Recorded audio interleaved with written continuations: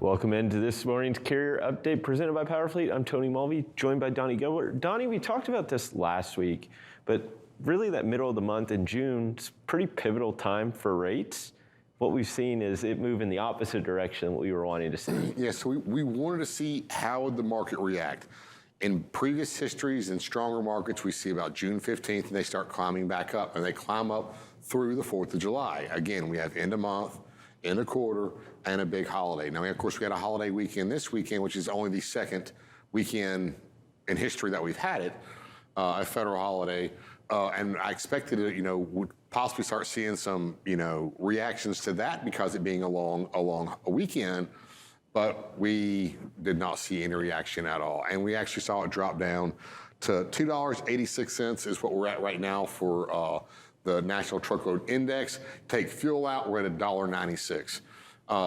That's about 25 to 35 cents higher than it was throughout 2019. So people keep asking, hey, are we going to get back to the rates of 2019? Blah, blah, blah, blah, blah, compared to 2019. Well, we got 25 to 35 cents more to go on down, and then that's where we'll be at with fuel not included in those rates.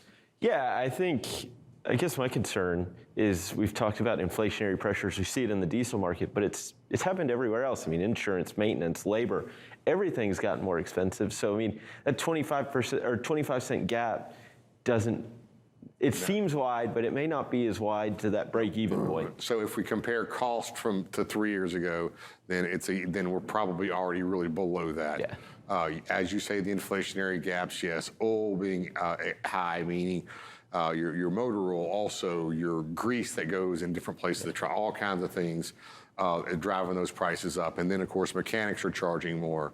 It's all across the board, and their maintenance fees are up quite a bit.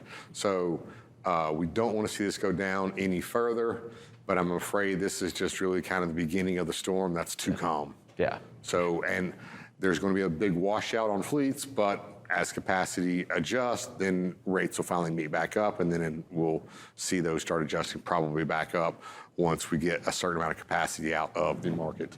All right, let's go to our next chart here. Here's diesel fuel. Even though we saw the rack prices, which are here in green, drop, we still can see a continuous increase here in regular diesel fuel at the truck stop. It dropped 0.5 cents. That's not, that's to me nothing just yet. But what my concerns are is when we see the rack prices drop, diesel truck stop stations, they are not reducing their prices because of the volatility of diesel. So now we're in the high time, the summertime, the travel time.